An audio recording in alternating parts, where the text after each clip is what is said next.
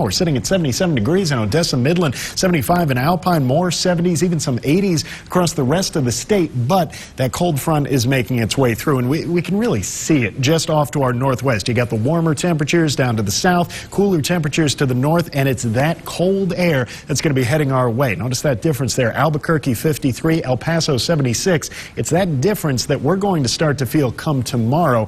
And once that front moves through, big time changes on the way for West Texas. And really, it's just a matter of time now. Now, the clouds that are moving through, they brought a couple of little scattered showers here or there, but for the most part, this is not going to be a real wet event that makes its way through. I don't think we're going to be talking about showers or storms, but elsewhere, yeah, we've got a lot of activity. We've got some of the first snowfall of the year in parts of Colorado, and this is something that's really developing out there. Much, much cooler temperatures. We're only going to get the cold air, certainly not that sort of snow that we're seeing to our north, but once this front moves through, and it's expected to later tonight into tomorrow morning, it brings some rain off to our east. Dallas, Austin, down towards San Angelo, all going to see a chance for some light rainfall, nothing that's too heavy. But once that moves through, we get the brunt of that cold air. And, well, tonight, not likely to see too many freezing temperatures, but by the time we get into the weekend, that's when we're going to be talking about that freeze really starting to settle in. For now, it's just going to be a big-time drop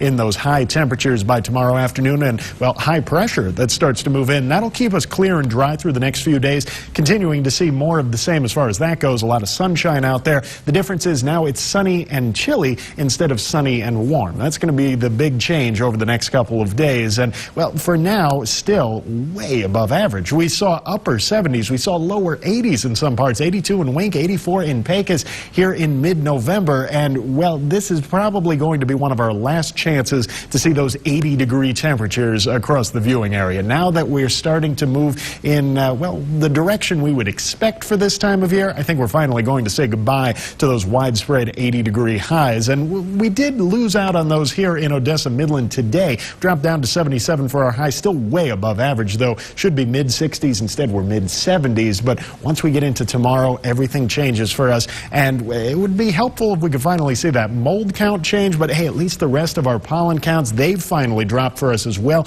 Now that we're transitioning into some more, something resembling winter weather out there, it looks like we're finally starting to turn that corner in the health index as well. That's good news. Now, there are a few warnings out there. We've got a lot of activity in southeastern New Mexico. We've got a red flag warning. We've got high wind warning. We also have a freeze warning in northern Lee County. That's that light blue color there. And we had the freeze watch yesterday. Now it's a freeze warning into tomorrow. And once we get into the weekend, I think we're going to see a lot of that light blue all across the basin. Is a very good chance that we start to see some freezing temperatures across the board out there. Just a matter of time now before we really start to cool off moving forward. I mean, even overnight tonight, we are looking at some pretty cold temperatures, freezing lows into Lee County, Eddy County, but here in the northern basin, not so much. You see 42 in Andrews. The front just doesn't make its way through early enough to drop our temperatures quite yet, but the highs, they just completely fall down. I mean, down into the 50s, the 60s, big time changes compared to what we felt out there today.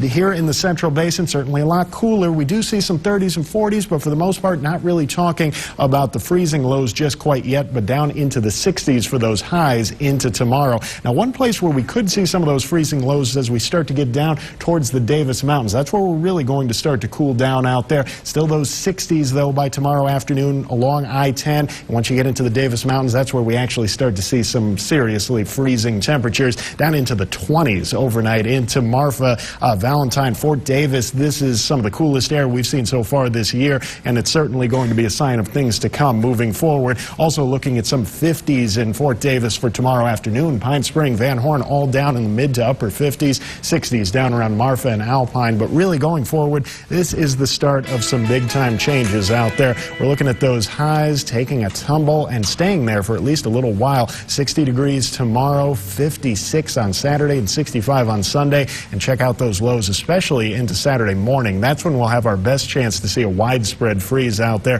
dropping down into the lower 30s, even upper 20s in some parts of the viewing area, staying chilly into Sunday morning as well. So, hey, this is one of those times where if you've got the plants outside, you're leaving your pets outside, make sure you bring them indoors overnight over the next couple of nights because it is getting seriously cold out there. Time to get into that winter frame of mind. But next week, we warm right back up. We've got 70 70s returning Monday and Tuesday. Those lows starting to rebound as well, but certainly feeling a lot more like November over the next 7 days.